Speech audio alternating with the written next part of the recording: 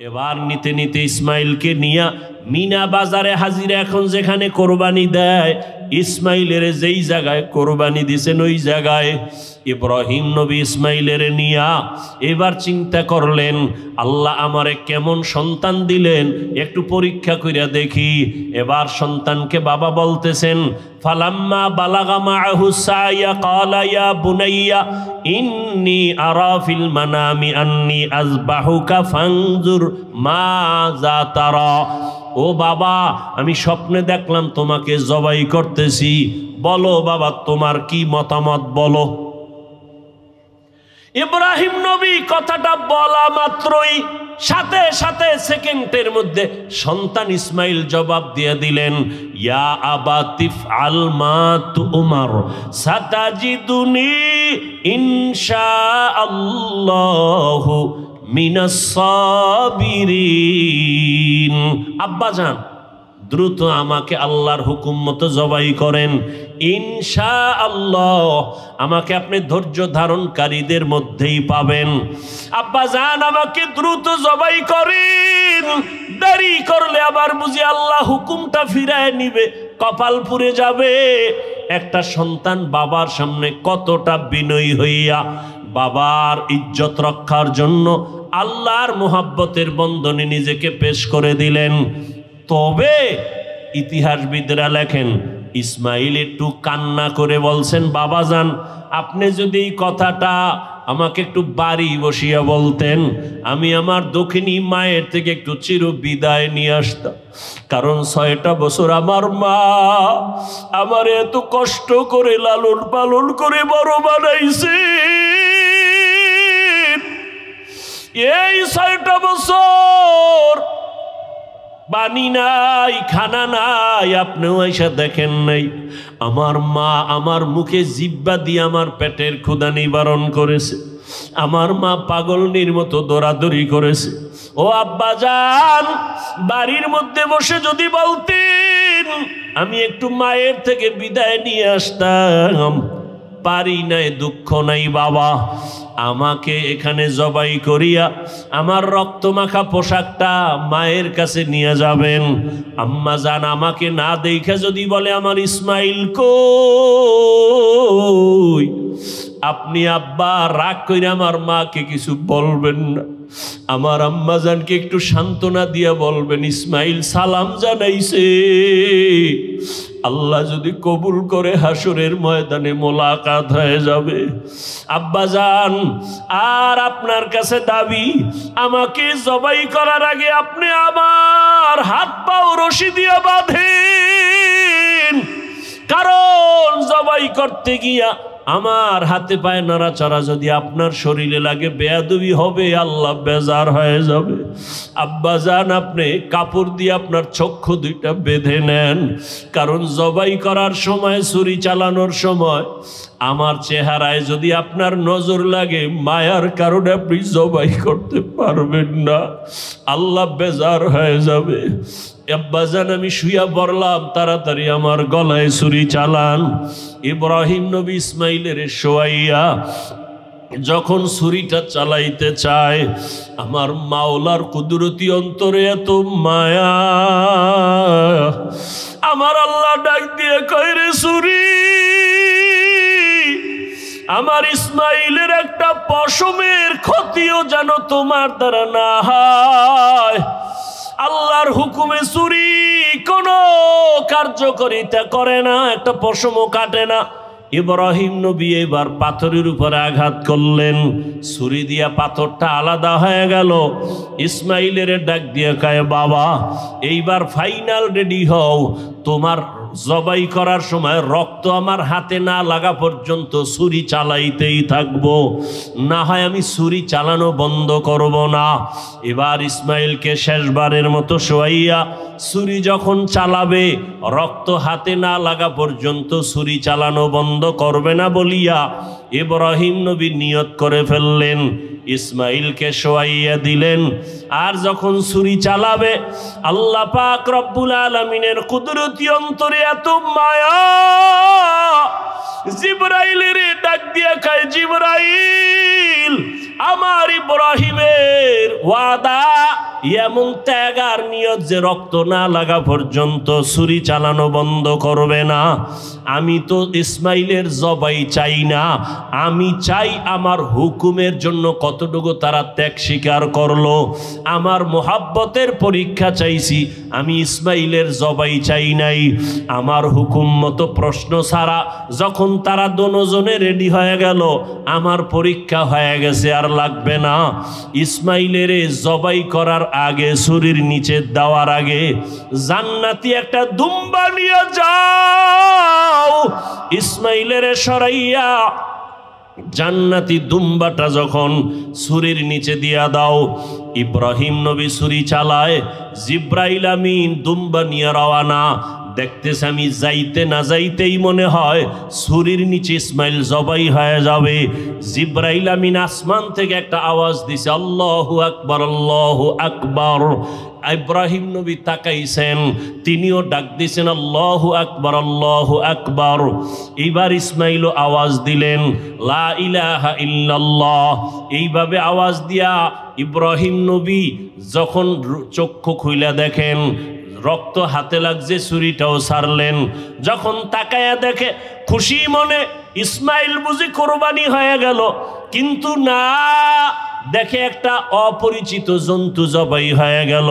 ইসমাইল পাশে সুন্দরভাবে দাঁড়ানো। বাবা আবার বুঝি ভয় পেয়ে গেলেন, ও ইসমাইল, আল্লাহ বুঝি আমার কোরবানি কবুল করবেন না, আর একবার চেষ্টা করি। সাথে সাথে ওহী নাজিল হয়ে গেল। আল্লাহ কয়, ওয়ানাদাইনাহু আইয়া ইব্রাহিম কদ সাদ্দাকতার রুইয়া ইন্না কাযালিকা নাজজিল মুহসিনিন। ইব্রাহিম, তুমি আমার পরীক্ষায় পাশ করছো। হাজেরা কাঁদতেছে ইসমাইলের জন্য, জলদি করে যাও। বলে আসছো মালিকের দাওয়াতে যাই, মালিকের থেকে কি হাদিয়া নিবা? আমার পক্ষ থেকে দুম্বার গোশত হাদিয়া দিয়া দিলাম। ওয়াফাদাইনাহু বিযিবহিন আযীম, আমার পক্ষ থেকে হাদিয়া দিলাম এই জবাই করা দুম্বার গোশত। ইসমাইলের নিয়ে যাও, ইসমাইলের হাজেরার কোলে ফিরায়া দাও, আর মালিকের পক্ষ থেকে দুম্বা হাদিয়া পৌঁছাইয়া দাও। আল্লাহ তাআলা বলেন, ও দুনিয়ার মানুষ, ইব্রাহিমের কোরবানির ত্যাগ তোমার থেকেও চাই। ও মুমিন, এই ত্যাগ স্বীকার করতে গিয়া তোমার থেকে রক্ত চাই না, গোশত চাই না, আমি চাই তোমার অন্তরের ত্যাগ আর মুহাব্বত আর তাকওয়া। লা ইয়ানালাল্লাহা লুহুমুহা ওয়ালা দিমাউহা ওয়ালাকিন ইয়ানালুহুত তাকওয়া মিনকুম। নবী ইব্রাহিম হাজরাকে নিয়ে আবার সফর শুরু। ইতিহাস বড় আল্লাহর কাছে। তখন নবীর বয়স ৮০ পার হয়ে যাচ্ছে। তখন দোয়া করছেন একটা নেককার সন্তানের জন্য, রব্বি হাবলি মিনাস সালিহিন। ও দয়ার মালিক, তুমি আমাকে একটা নেককার সন্তান দান করো। প্রত্যেকটা মা বাবার সন্তানের উপরে দায়িত্ব।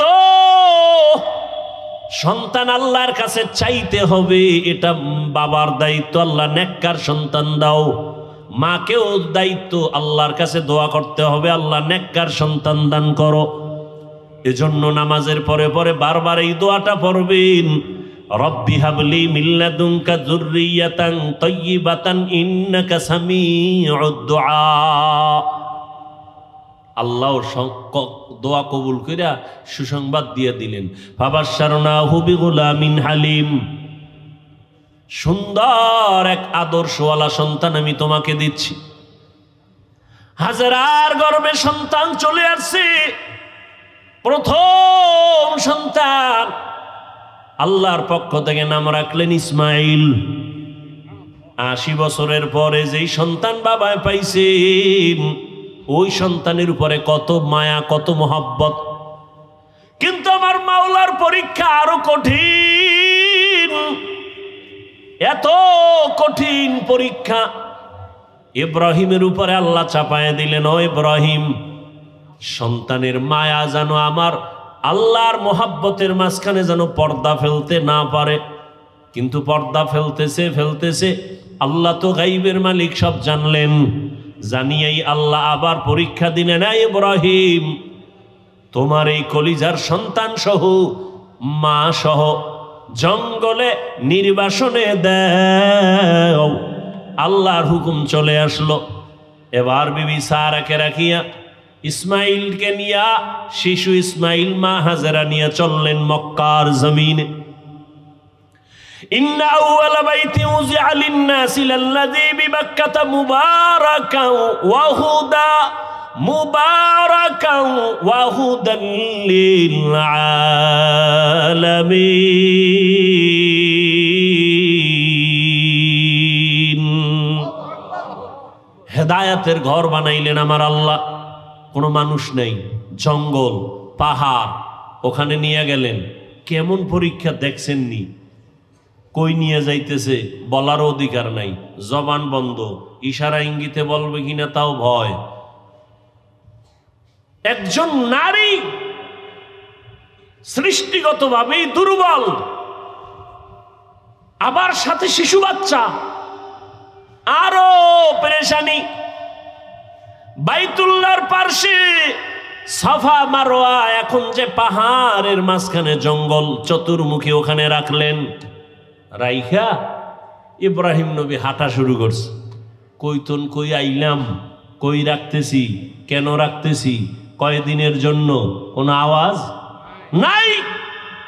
আল্লাহর পরীক্ষা ইব্রাহিম, জবান খোলা যাবে না। ইব্রাহিম নবী তো যাইতেছে। হাজেরা পেরেশান হয়ে গেলেন, ও পয়গম্বর, আমাদের আপনি কোথায় রাখেন? জবাব নাই। কই যান? জবাব নাই। কয়দিনের জন্য? আওয়াজ নাই।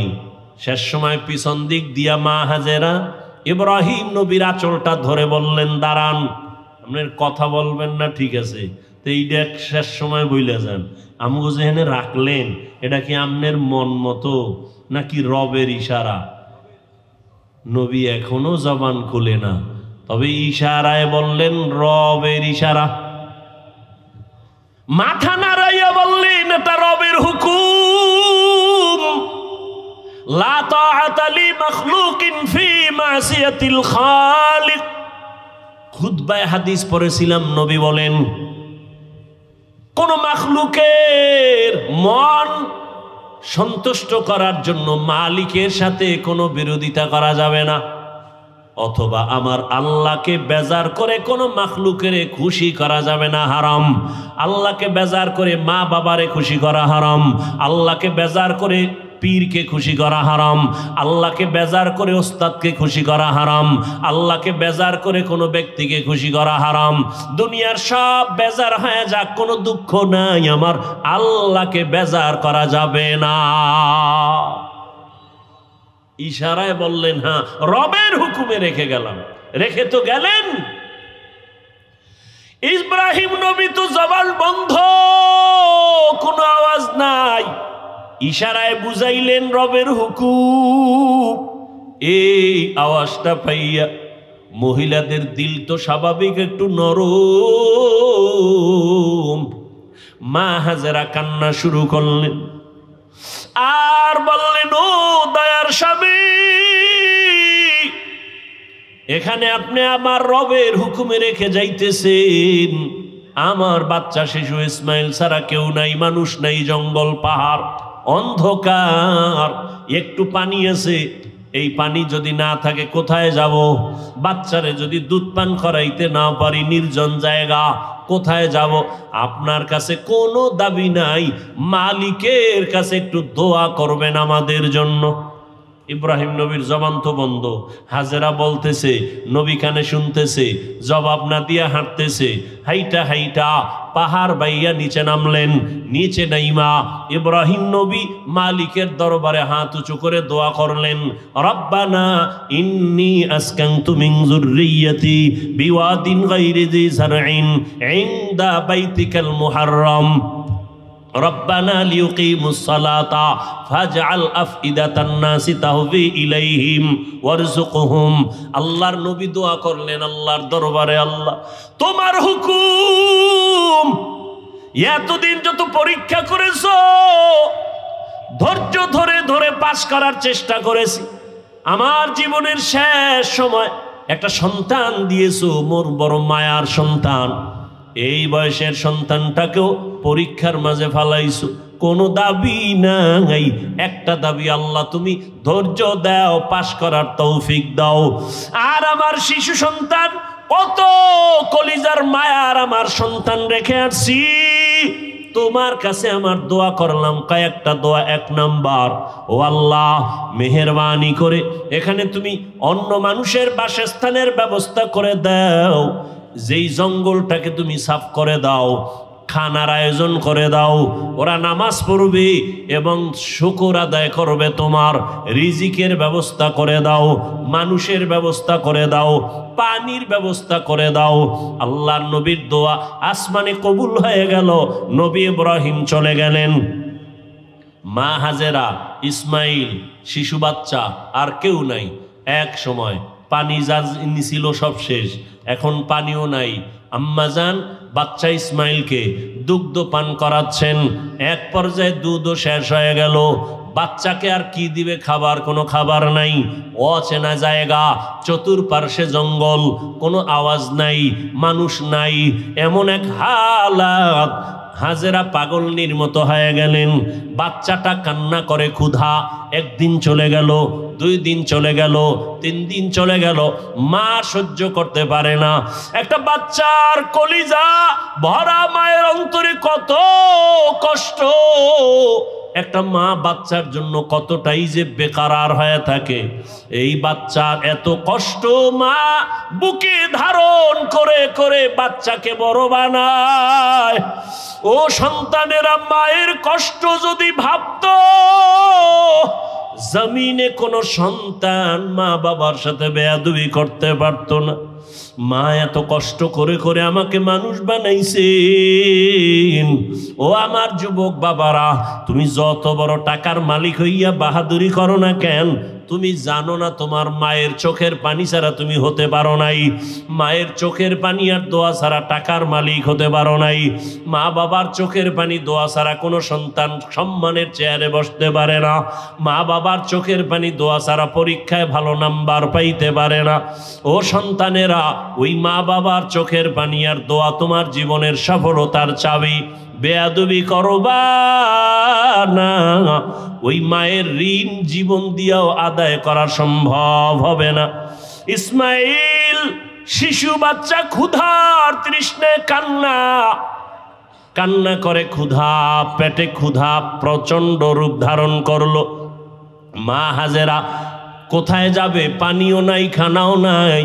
হঠাৎ করে তাকায় দেখে মারোয়া পাহাড়ে একটু পানি পানি মনে হয়, কিন্তু দৌড় দিছে আম্মাজান।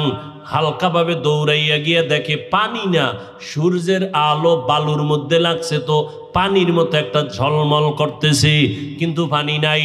ওখানে যাইয়া আবার মারোয়া পাহাড়ে তাকায়, সফায় তাকায়, দেখে ওখানে আর একটু পানি পানি মনে হয়। আবার দৌড় দিছে, দিলের মধ্যে তামান্না, আমি না খাইয়া মরে যাই, আমার বাচ্চা যেন কষ্ট না পায়। আমার কলিজার সন্তান আমার গর্ভে থেকে ঘুমাইতে দেয় নাই। একটা বাচ্চা গর্ভে নিয়ে মা খানা খাইতে বসছে, বাচ্চা পেটের মধ্যে আঘাত করেছে, মায়ের পেটে এমন বেদনা শুরু হয়েছে, মা খানার প্লেটটা সরাইয়া বিছানায় শুয়ে কান্না শুরু করেছে। রহমতের নবী বলেন, ও নারীরা, এত মর্যাদা তোমাদেরকে দেওয়া হয়েছে, আর কিয়ামত পর্যন্ত কেউ মর্যাদা বাড়াতে পারবে না। ওই যে বাচ্চা গর্ভে নিয়া কষ্ট করে করে না খাইয়া দিন কাটাইলা, এক একটা দিন আমার আল্লাহ নারীর আমল নামায় রোজার সওয়াব দান করবেন। মা বাচ্চা গর্ভে নিয়ে রাতে ঘুমের বিছানায় গেছে, হঠাৎ করে বাচ্চা আঘাত করেছে, মা ঘুমাইতে পারে নাই, সারা রাত কান্না করে কাটাইছে। আল্লাহর নবী বলেন, একটা মা বাচ্চা গর্ভে নিয়ে রাত ঘুমাইতে পারে না, আল্লাহ তাআলা ওই মায়ের আমল নামায় কদরের রাতের সওয়াব আল্লাহ দান করবেন। এত মর্যাদা নারীদেরকে আল্লাহ দান করেছেন। আজকে যারা বলে ইসলাম নারীর অধিকার দেয় নাই, মর্যাদা দেয় নাই, এদের মতো চরিত্রহীন মুসলমান, ইসলামের দুশ্মন, মানবতার দুশ্মন জমিনে আর কেউ নাই। মা হাজেরা দৌড় দিলেন দুই পাহাড়ের মাঝে দৌড় দিলেন কয়েকবার। এই যে দৌড় আল্লাহর কাছে খুব ভালো লাগছে। আল্লাহ পাক কিয়ামত পর্যন্ত আইন বানায় দিলেন, বিধান বানায় দিলেন, এই মক্কার হাজিরা, হজ করতে যদি যাও, আমার হাজেরা যেই পাহাড়ে 7টা চক্কর লাগাইছে, হাজি যদি হজ করতে গিয়া সফা মারওয়ায় আমার হাজেরার মতো চক্কর না দেও, আমি কোনো হাজির হজ কবুল করব না। নবীজি বাইতুল্লাহ তাওয়াফ কইরা যখন চক্কর দিতে গেছে সফা মারওয়ায়, নবী শেষ বয়সের হজের সময় খুব কষ্ট লাগছে, আল্লাহর কাছে কয় মনে মনে, ও আল্লাহ, তুমি আমারে হাজেরা দৌড় না দিত আমাকে কষ্ট লাগতো নি। আল্লাহ পাক জানায় দিলেন, নবী আমার কাছে ভালো লাগছে হাজেরার দৌড়, শুধু আপনি না, কিয়ামত পর্যন্ত যত মানুষ আসবে বাইতুল্লাহ হজে আসবে, এই সফা মারওয়ায় যদি দৌড় না দেয় একজন আর হজ কবুল করা হবে না। পাগলের মতো দৌড়াও, মাওলার দরবারে গিয়া মাওলার আশিক হইয়া যাও। চুলগুলো এলোমেলো, সাবান লাগানো যাবে না হাজি, নখ বড় হয়ে গেছে নখ কাটা যাবে না, ময়লা পরিষ্কার করা যাবে না, আতর লাগানো যাবে না, এটা পাগল হয়ে যাও। মাওলার দরবারে পাগলামি, কার পাগল? জোরে বলো। এটা বুঝার মতো যাবো মেধা নাই, ওরাও পাগল।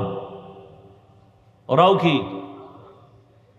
ওরা দুনিয়ার পাগল, ওরা আখেরাতের পাগল না। এজন্য ওরা বুঝে না যে মাওলার পাগল কেমনে হয়। ওখানে গিয়া পাগলামি, মাওলা পাকের মুহাব্বতের আশিক, আশিক মাশুক কি চায় সেইটাই দেওয়ার জন্য পাগল। প্রেমিকা আমার কাছে কি চায়, প্রেমিক তা খুশি রাখার জন্য তাই করে। বন্ধু কোন রঙের জামা পরে, আমার ওই জামা লাগবে, তো বন্ধুর মোহাব্বত আরো বাড়বে। টুপি মাথায় দেওয়া যাবে না, গেঞ্জি গায়ে রাখা যাবে না, সাদা কাপড় মরার আগে মরণের কাপড় পেঁচাও। এইবার সবার এক আওয়াজ, কে ফকির, কে ধনী, কে শিক্ষিত, কে অশিক্ষিত, সবার এক পোশাক, এক আওয়াজ, সব এক দরবারের ভিক্ষুক, সবার আওয়াজ এক, লাব্বাইক আল্লাহুম্মা লাব্বাইক, লাব্বাইক লা শারীকা লাকা লাব্বাইক, ইন্নাল হামদা ওয়ান নি'মাতা লাকা ওয়াল মুলক লা শারীকা লাক। আপনাদের কষ্ট হয় মনে হয়? আর একটু সামনে যাব, শেষ করে দিই কথাগুলো। ভাইয়েরা আমার, উঠা বসা করলে আমি মোনাজাত দিয়ে দেব, আমি এটা পারবো না, কারণ কষ্ট, আপনি যদি আমাকে মূল্যায়ন না করেন আমার দরকার কি বয়ান করা। ভাইয়েরা আমার, মা হাজেরা দৌড়াচ্ছেন আর চোখের পানিগুলো পড়তেছে, ওদিকে ইসমাইল বাচ্চাও কান্না করে। বাচ্চা কান্না করলে দেখবেন ওদের পা গুলো লাফায়নি, দেখছেন নি আপ ডাউন করে, তো বাচ্চার পা লাফাচ্ছে, হঠাৎ করে পানির ফোয়ারা শুরু হয়ে গেছে। মা হাজেরা পানি দেখে একটা দৌড়াইয়া গিয়া পানিটারে আটকানোর জন্য, পারে না মহিলা মানুষ, খুব খুশি, তার ইবরানি ভাষায় একটা আওয়াজ দিলেন। দেখছেন নি মাওলার কুদরত, কি দিলেন? পানিকে বললেন জাম জাম, থাম থাম। আল্লাহর কাছে এই শব্দটাও কবুল হয়ে গেছে। কিয়ামত পর্যন্ত এই পানিকে কি পানি বলে? শব্দটা কার? এইমাত্র বলছি, শেষ। মা হাজেরার জবানের আওয়াজ, জাম জাম, থাম থাম। পৃথিবীর বিশুদ্ধ পানি। সাহাবাদের মধ্য থেকে কেউ নবীকে জিজ্ঞাসা করলেন, ইয়া রাসূলুল্লাহ, এই ঝমঝম কূপের পানির তলা কই? Crore crore crore, million trillion billion পানি হাজি সাহেবরা নিয়ে যায়, কমে না বাড়ে না, সমান। নবী কয়, এই জমজম পানির কূপের তলা হলো হাউজে কাউসারের সাথে। আরো জোরে বলো। কোথার সাথে? মুফাসসিরিনে কেরাম লিখেছেন কাউসারের পানির থেকেও জমজমের মূল্য বেশি। রাসূলকে যখন মেরাজে নেওয়া হয়, নবীজি বলেন জিব্রাইল আমিন আমাকে ধইরা জমজম কূপের পানি দিয়ে ওযু বানাইলেন। ওযু বললাম, এর আগে আমাকে শোয়াইয়া চিৎভাবে শোয়াইয়া আমার বুকটাকে চিরলেন, ভেতর থেকে কলব বের করলেন, স্বর্ণের পেয়ালায় রাখলেন, ঝমঝম দিয়া ধুইলেন, আবার ভেতরে রাখলেন, এরপরে আবার আটকায় দিলেন। রক্ত গেল না, সেলাই লাগলো না, ব্যথা অনুভব করলাম না। এইভাবে আল্লাহ আমাকে কুদরতের অপারেশন করছেন আমার জীবনে 4 বার। কয়বার? 4 বার। রসুলের এই যে কলব বের করে ধুইলেন কি পানি দিয়া? জমজম পানি, বরকতের পানি। আম্মাজান হাজেরা পানি আটকায় দিলেন, পানি থেমে গেল, নিজে পান করলেন। আজকে কিতাব দেখছি, আজকে নবীজি বলতেছেন মা যদি ঝম ঝম থাম থাম না বলতেন তাহলে পানি পুরা পৃথিবীটা সয়লাভ হয়ে যেত। ইমামে আজম আবু হানিফা বলেন আম্মাজান আমাদের জন্য রহমত, তিনি বলার কারণে আজকে অনেক পবিত্র অবস্থায় পানি আছে। না হয় জেনাকারেরা এই পানি দিয়ে গোসল করে পানি নাপাক করে ফেলত, মদখোরেরা মদ পান করে মাতাল হয়ে পানির মধ্যে ডুব দিত, পানির সম্মান কমে যেত। ঝমঝম এমন একটা পানি, এর 25টা উপকার আছে ঝমঝম পানির। কয়টা? এর মধ্যে একটা হলো সাধারণ পানি পান করলে পিপাসা নিবারণ হয়, পেটের ক্ষুধা নিবারণ হয় না। জমজম পানি এমন এক দামি আল্লাহর কুদরতের পানি, এই পানি যদি কেউ পান করে ওই পানির দ্বারা পিপাসাও মিটে যায়, পেটের ক্ষুধাও মিটে যায়।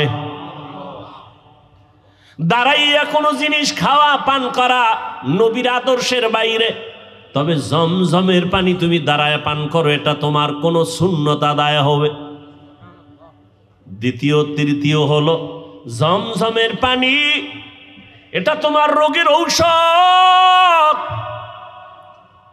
কত % শেফা করবে? তোমার ঔষধের ক্রিয়া করবে কয় তোমার আকীদা বিশ্বাসের মজবুতি যত % তত %।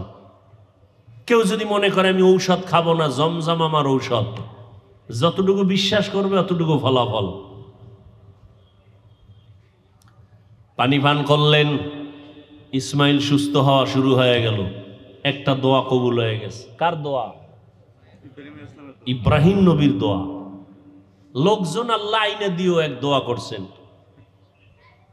ব্যবসায়ীরা যাচ্ছে এলাকা দিয়ে, পানির প্রয়োজন, খুঁজতে খুঁজতে আইয়ে জমজমের কাছে হাজির। মালিককে? মহিলা, বাচ্চাওয়ালা। আমাকে একটু পানি দিবেননি? মা হাজেরা বলে দিব, বেশি দিব, যত লাগে তত নেন, শর্ত এখানে বাড়িঘর করেন, চাষাবাদ করেন, থাকেন। আবাদ শুরু হয়ে গেল। এবার আর এক দোয়া চাইছে ইব্রাহিম নবী, ওয়ারযুকহুম, রিজিকের ব্যবস্থা করেন। আল্লাহ পাক রব্বুল আলামিন জিব্রাইলের মাধ্যমে তায়েফের জমিনে কুদরতে আল্লাহ এক ফলের বাগান এনে দিলেন, যেই বাগানে 12 মাস ফল হবে, ফল হবে 12 মাস। আল্লাহ রিজিকের ব্যবস্থা করে দিলেন, মানুষজন বসবাস শুরু হয়ে গেল। এখন আর ওয়ান আবাদি এলাকা আবাদি হয়ে গেল, মানুষজনের অভাব নাই। কত আনন্দে জীবন যাপন করে। ইসমাইল বড় হতে হতে হতে হতে 6 বছর প্লাস হচ্ছে। ইব্রাহিম নবী এর মধ্যে একদিনও আর আসেন নাই। আল্লাহর পরীক্ষা দ্বিতীয়টা এবার আবার শুরু, কোরবানির। ওদিকে ঢুকবো। ইব্রাহিম নবী এই 6 বছরে আর আসেন নাই। ছেলে কেমন, কি মায়া, আল্লাহর পরীক্ষা কত কঠিন। ইব্রাহিম নবী এই জিলহজ মাস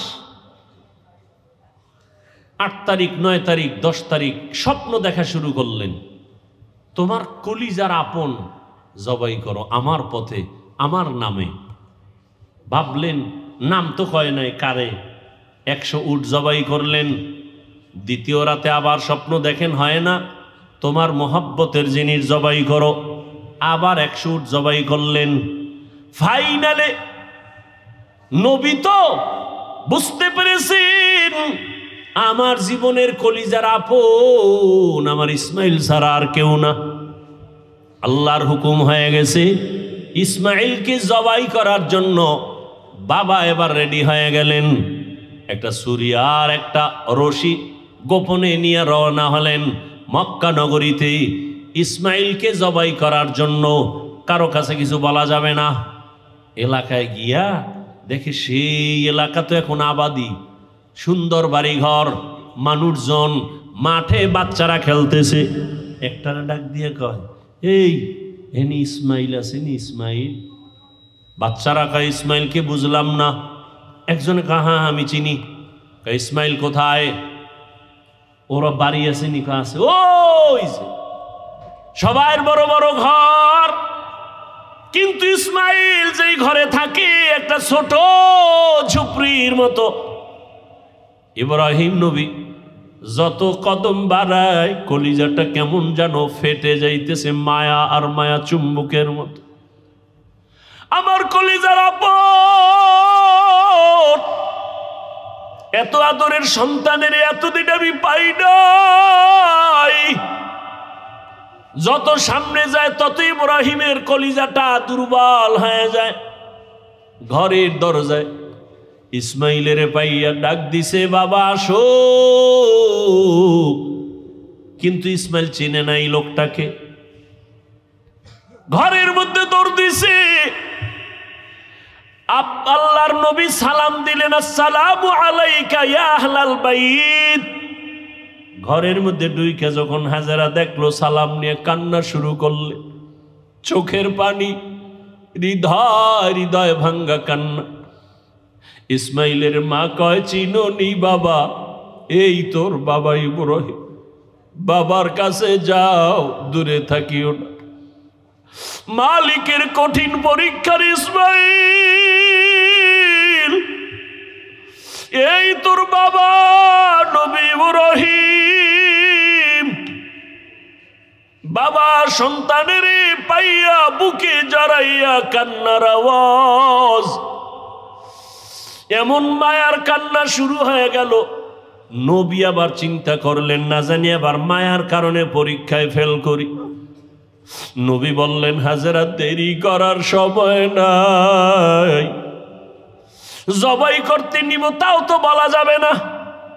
নবী কৌশল করে বললেন, ও হাজেরা, ইসমাইলের সুন্দর করে সাজাইয়া দাও, মালিকের দাওয়াতে যাব। মা হাজেরা তো ভাবছেন দুনিয়ার কোনো মালিক দাওয়াত দিছে সেখানে যাবে। মা হাজেরা বুঝতে পারেন নাই যে আসল মালিক দাওয়াত দিয়েছে। মা হাজেরা এতটুকু বুঝা দুনিয়ার মালিকের দাওয়াতে যাবে, বাবার সাথে যাবে। মা বড় আনন্দিত হইয়া ইসমাইলের এমন সুন্দর করে সাজায় দিলেন। এবার ইসমাইলের নিয়া বাবা রওয়ানা। বাবা সামনে হাঁটে, ইসমাইল পেছনে পেছনে হাঁটে। মা দুঃখিনী দরজার কিনারায় দাঁড়ায় দাঁড়ায় সন্তানের দিকে তাকায় থাকে। একটা সন্তান যখন আপনাদের এলাকার মানুষ বাঁশখালী থেকে চট্টগ্রাম যায় বা বিদেশ যায়, মা ঘর থেকে যখন সন্তানের বের করে দেয়, মা চোখের পানিগুলো আঁচল দিয়ে মুছে সন্তানের পেছনে পেছনে মাও কিছু দূর আগায় যায়। মা সহ্য করতে পারে না, সন্তান আবার কই। ওরেও আমার কাছে থাইকা যখন মা বলিয়া ডাক দেয়, কলিজাটা ঠান্ডা হয়ে যায়। একটা সন্তানের মা ডাকে এত মজা, দুনিয়ার বাদশাও যদি বানায় দেয় এত মজা পাওয়া যায় না। সন্তান যখন আম্মু বলে ডাক দেয়, মায়ের কলিজাটা ঠান্ডা হয়ে যায়। মা হাজেরা ইসমাইলের বিদায় দিয়া তাকায় তাকায় কান্না করে। ইব্রাহিম নবী পিছনে তাকায় না, তাকাইলে মায়ার কারণে পরীক্ষায় পাশ করা যাবে না। ইসমাইলও আনন্দে আনন্দে যখন বের হয়ে যাচ্ছে, শয়তানের মাথা গরম হয়ে গেল। এই পরীক্ষায় যদি ইব্রাহিম পাশ করে দুনিয়াওয়ালারা বহু বিধর্মী মুসলমান হবে। কেমনে পরীক্ষায় ফেল করানো যায়? হাজেরাকে একটু ধোকা দেই। হাজেরারে গিয়া ধোকা দিয়ে কয়, হাজেরা ইসমাইলের কোথায় ছাড়লা? কয় মালিকের দাওয়াতে গেছে। বলে কোন মালিক? বলে দুনিয়ার কোনো বাদশা। কয় না না, আমি জানি আল্লাহ দাওয়াত দিছে। কেন? হাজেরাকে বলে জবাই করার জন্য। হাজেরা ডাক দিয়ে কয়, রে শয়তান, তুই আমাকে ধোকা দিস না।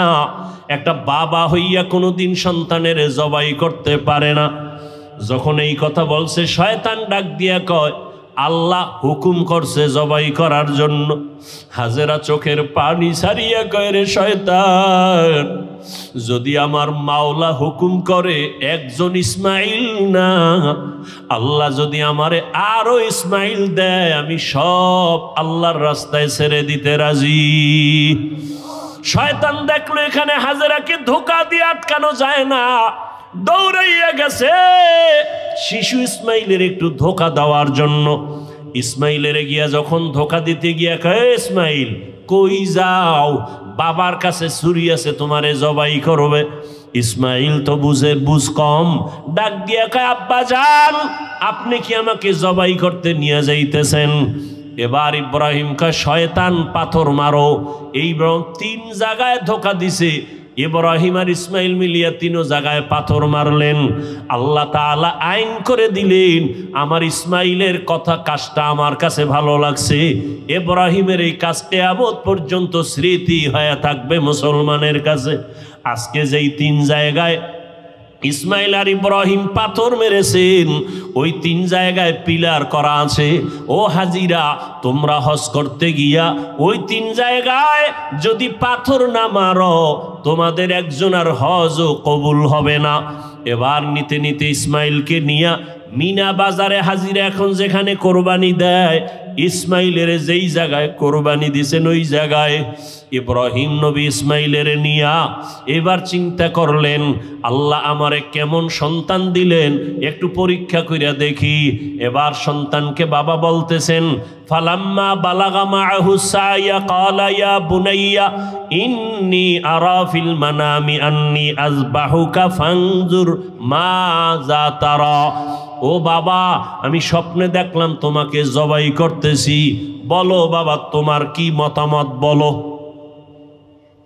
ইব্রাহিম নবী কথাটা বলা মাত্রই সাথে সাথে সেকেন্ডের মধ্যে সন্তান ইসমাইল জবাব দিয়ে দিলেন, ইয়া আবা তিফআল মা তুমার সাতাজিদুনি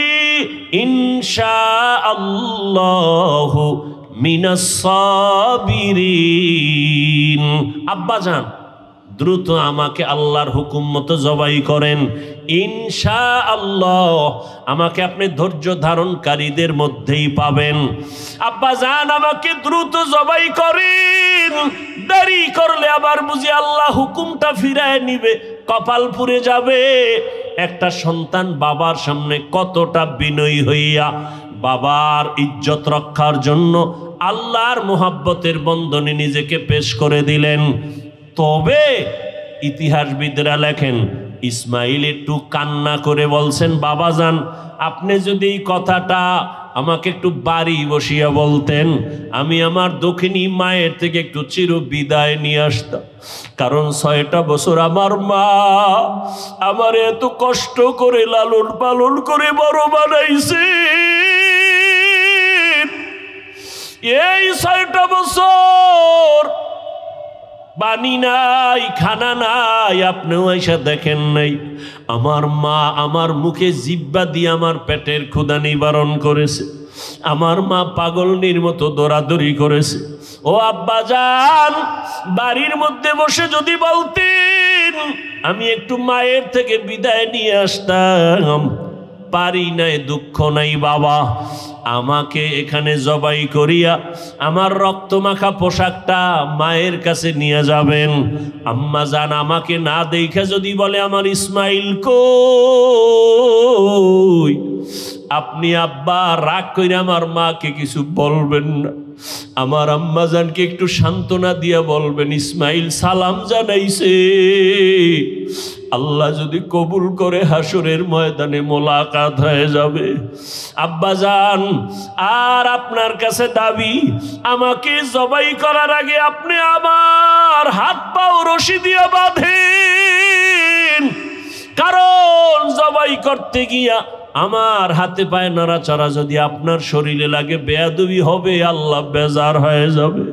আব্বা জান আপনি কাপড় দিয়ে আপনার চক্ষু দুইটা বেঁধে নেন, কারণ জবাই করার সময় ছুরি চালানোর সময় আমার চেহারায় যদি আপনার নজর লাগে মায়ার কারণে আপনি জবাই করতে পারবেন না, আল্লাহ বেজার হয়ে যাবে। আব্বাজান আমি শুয়া পড়লাম, তাড়াতাড়ি আমার গলায় ছুরি চালান।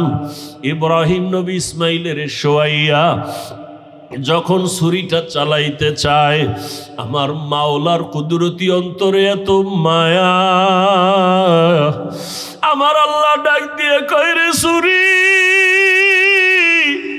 আমার ইসমাইলের একটা পশমের ক্ষতিও যেন তোমার দ্বারা না হয়। আল্লাহর হুকুমে ছুরি কোনো কার্যকারিতা করে না, একটা পশমও কাটে না। ইব্রাহিম নবী এবার পাথরের উপরে আঘাত করলেন, ছুরি দিয়া পাথরটা আলাদা হয়ে গেল। ইসমাইলের ডাক দিয়ে কয় বাবা এইবার ফাইনাল রেডি হও, তোমার জবাই করার সময় রক্ত আমার হাতে না লাগা পর্যন্ত ছুরি চালাইতেই থাকবো, না হয় আমি ছুরি চালানো বন্ধ করব না। এবার ইসমাইলকে শেষবারের মতো শোয়াইয়া ছুরি যখন চালাবে, রক্ত হাতে না লাগা পর্যন্ত ছুরি চালানো বন্ধ করবে না বলিয়া ইব্রাহিম নবী নিয়ত করে ফেললেন, ইসমাইলকে শোয়াইয়া দিলেন। আর যখন ছুরি চালাবে, আল্লাহ পাক রব্বুল আলামিনের কুদরতি অন্তরে এত মায়া, জিবরাইলের ডাক দিয়া কয় জিবরাইল, আমার ইব্রাহিমের ওয়াদা এমন ত্যাগ আর নিয়ত যে রক্ত না লাগা পর্যন্ত ছুরি চালানো বন্ধ করবে না। আমি তো ইসমাইলের জবাই চাই না, আমি চাই আমার হুকুমের জন্য কতটুকু তারা ত্যাগ স্বীকার করলো। আমার মোহাব্বতের পরীক্ষা চাইছি, আমি ইসমাইলের জবাই চাই নাই। আমার হুকুম মতো প্রশ্ন ছাড়া যখন তারা দুজনে রেডি হয়ে গেল, আমার পরীক্ষা হয়ে গেছে, আর লাগবে না। ইসমাইলের জবাই করার আগে, ছুরির নিচে দেওয়ার আগে জান্নাতি একটা দুম্বা নিয়ে যাও, ইসমাইলের সরাইয়া জান্নাতি দুম্বাটা যখন ছুরির নিচে দিয়া দাও। ইব্রাহিম নবী ছুরি চালায়, জিব্রাইল আমিন দুম্বা নিয়ে রওয়ানা। দেখতেছে আমি যাইতে না যাইতেই মনে হয় ছুরির নিচে ইসমাইল জবাই হয়ে যাবে। জিব্রাইল আমিন আসমান থেকে একটা আওয়াজ দিছে, আল্লাহু আকবার, আল্লাহু আকবার। ইব্রাহিম নবী তাকাইছেন, তিনিও ডাক দিয়েছেন আল্লাহু আকবার, আল্লাহু আকবার। এইবার ইসমাইলও আওয়াজ দিলেন লা ইলাহা ইল্লাল্লাহ। এইভাবে আওয়াজ দিয়া ইব্রাহিম নবী যখন চক্ষু খুইলা দেখেন রক্ত হাতে লাগছে, ছুরিটাও ছাড়লেন। যখন তাকায়া দেখে খুশি মনে ইসমাইল বুঝি কোরবানি হয়ে গেল, কিন্তু না, দেখে একটা অপরিচিত জন্তু জবাই হয়ে গেল। ইসমাইল পাশে সুন্দরভাবে দাঁড়ানো। বাবা আবার বুঝি ভয় পেয়ে গেলেন, ও ইসমাইল, আল্লাহ বুঝি আমার কোরবানি কবুল করবেন না, আর একবার চেষ্টা করি। সাথে সাথে ওহী নাজিল হয়ে গেল। আল্লাহ কয় ওয়ানাদাইনাহু আইয়া ইব্রাহিম কদ সাদ্দাকতার রুইয়া ইন্না কাযালিকা নাজজিল মুহসিনিন। ইব্রাহিম তুমি আমার পরীক্ষায় পাশ করছো। হাজেরা কাঁদতেছে ইসমাইলের জন্য, জলদি করে যাও। বলে আসছো মালিকের দাওয়াতে যাই, মালিকের থেকে কি হাদিয়া নিবা আমার পক্ষ থেকে দুম্বার গোশত হাদিয়া দিয়া দিলাম। ওয়াফাদাইনাহু বিযিবহিন আযীম, আমার পক্ষ থেকে হাদিয়া দিলাম এই জবাই করা দুম্বার গোশত। ইসমাইলের নিয়ে যাও, ইসমাইলের হাজেরার কোলে ফিরায়া দাও, আর মালিকের পক্ষ থেকে দুম্বা হাদিয়া পৌঁছাইয়া দাও। আল্লাহ তাআলা বলেন, ও দুনিয়ার মানুষ, ইব্রাহিমের কোরবানির ত্যাগ তোমার থেকেও চাই। ও মুমিন, এই ত্যাগ স্বীকার করতে গিয়া তোমার থেকে রক্ত চাই না, গোশত চাই না, আমি চাই তোমার অন্তরের ত্যাগ আর মুহাব্বত আর তাকওয়া। লা ইয়ানালাল্লাহু লুহুমুহা ওয়ালা দিমাউহা ওয়ালাকিন ইয়ানালুহুত তাকওয়া মিনকুম। ও আমার যুবক বাবারা, ও পর্দার আড়ালের মা বোনেরা, ও বৃদ্ধ বাবাজি, আমার আল্লাহর পরীক্ষায় পাশ করিয়া জান্নাত পাওয়ার জন্য একজনের চেষ্টায় হবে না। হাজেরার যেমন চেষ্টা, ইসমাইলের তেমন চেষ্টা, নবী ইব্রাহিমের তেমন চেষ্টা। একটা ঘর জান্নাতি পরিবেশ তৈরি করতে হলে বাবারও এক মন হতে হবে, স্ত্রীকেও এক মনওয়ালা হতে হবে, সন্তানেরও মতামত এক থাকতে হবে। স্বামী আর স্ত্রীর মন আর মতামত যখন এক হবে, সন্তানের মতামত যখন মা বাবার মতের সাথে মিলিয়ে যাবে, ওই সংসারে শান্তি আসবে, আল্লাহ রহমতের বাড়ি দ্বারা বর্ষণ করতে থাকবেন। ও আমার যুবক বাবারা, ও পর্দার আড়ালের মা বোনেরা, আম্মাজান হাজেরা যদি নিজের থেকে সহযোগিতা না করতেন, ইব্রাহিম নবী পাশ করতে পারতেন না। ইসমাইলও যদি বাবার কথায় একমত না হইতেন, পরীক্ষায় পাশ করা যাইত না। অতএব যারা মা আছেন, আপনার সন্তানটাকে আপনি ডাক্তার বানাবেন, ইঞ্জিনিয়ার বানাবেন, তবে আদর্শবান বানায় যান, বেয়াদব যেন না হয়। সন্তান কখনো যেন আচরণ দিয়া আপনাদের কষ্ট না দেয়, সন্তানের আচরণে যেন শিক্ষক কষ্ট না পায়, সন্তানের আচরণে আলেম ওলামা মুরব্বীরা যেন কষ্ট না পায়। আদর্শবান ডাক্তার হলে সন্তানটার সম্মান আল্লাহ বাড়ায় দিবেন। মা বাবার একমত থাকতে হবে, নিজেদের আদর্শ সুন্দর করতে হবে। ও আমার যুবক বাবারা, আমি এতক্ষণ বয়ান যা করলাম একবারও কিন্তু বলি না স্কুল কলেজ বাদ দিয়া মাদ্রাসায় যাও, আমার মতো টুপিওয়ালা হও, বরং আমি শেষ বেলায় বলে গেলাম, তুমি ডাক্তার হও, ইঞ্জিনিয়ার হও, প্রফেসর হও, স্কুল কলেজে পড়ো, কোনো বাধা নাই, তবে বেয়াদবি করবা না। মা বাবার দোয়া নিও, শিক্ষকের দোয়া নিও, ওলামায়ে কেরামের দোয়া নিয়ে আদর্শ ডাক্তার হইও। মা বাবার সাথে যদি বেয়াদবি করে বরদোয়া নাও, মরার আগে পঙ্গু হয়ে যাবা, কপাল ভরে যাবে। শিক্ষকের সাথে যদি বেয়াদবি করে বরদোয়া নাও, লেখাপড়ার জীবন থেকে ধ্বংস হয়ে যাওয়া। আলেম ওলামার বরদোয়া নিয়ে যদি চলো বেয়াদবি করো, তোমার চরিত্র নষ্ট হয়ে যাবে। এই তিন জায়গার দোয়া নিয়ে চলিয়া ডাক্তার হও, জীবন সফলতার দরজা খুলে দিবে। তুমি ইঞ্জিনিয়ার হলো, তুমি সফল ইঞ্জিনিয়ার হবা, দুনিয়ার সবাই তোমাকে মোহাব্বত করবে, সম্মান করবে। ও আম্মা জানেরা, আপনার মতো কত মা এখনো আছে আদর্শবান, স্বামীর মাল হেফাজত করেন, মোবাইলে সময় নষ্ট করে না, সন্তানগুলোকে আদর্শওয়ালা বানানোর চেষ্টা করে, স্বামীর মাল হেফাজত করে, 5 ওয়াক্ত নামাজ পড়ে, পর্দা করে। আম্মা জানেরা, আপনারা কেন পারবেন না? এখনো সময় আছে, তওবা করে নেন। ও আমার যুবক বাবারা, তোমার মতো কত যুবক স্কুল কলেজে পড়ে নামাজ ছাড়ে না, মনটাকে প্রশ্ন করো, তুমি কেন পারো না রে বাবা? তোমার কপালে কার বরদোয়া লাগছে? এখনো সময় আছে, তওবা করো। তোমার মতো যুবক RAB, army, police, BDR, OC, DC SP 5 ওয়াক্ত নামাজির অভাব নাই, বলো তুমি কেন পারবা না? এখনো সময় আছে, তওবা করে নাও। মনে মনে আল্লাহকে বলো, আল্লাহ, দুনিয়ার রং তামাশায় পড়িয়া, মনের খাহেশ মিটাইয়া, মনের শখ মিটাইয়া কত গুনাহ করেছি। মনে চাইছে নামাজ পড়ব না, পড়ি নাই, মনে চাইছে দাড়ি কাটবো, কেটে ফেলেছি, মনে চাইছে পার্কে যাব, পার্কে চলে গেছি। ও আল্লাহ, শখে শখে গুনাহ করে ফেলেছি, আর কত শখ করিয়া গুনাহ করব? কোন দিন মরণ হবে জানা নাই। কত যুবক রাস্তায় গাড়ি চালায়, নামাজ বাদ দেয় না, আবার হঠাৎ করে কত যুবক বুকে ব্যথা উঠা মরিয়া যায়। আজকে থেকে তওবা করলাম, আর নামাজ ছাড়বো না, বেপরদায় চলবো না, মা বাবাকে কষ্ট দিব না, ওলামায়ে কেরামের দোয়া পরামর্শ নিয়া, শিক্ষকের দোয়া নিয়া, মা বাবার দোয়া নিয়া, নবীজির আদর্শ মতে চলবো। তওবা করার মতো যদি কারো অন্তর তৈরি হয়, মুনাফিকি যদি না থাকে, খাঁটি তওবার নিয়তে দুটো হাত আল্লাহকে দেখাইয়া দাও।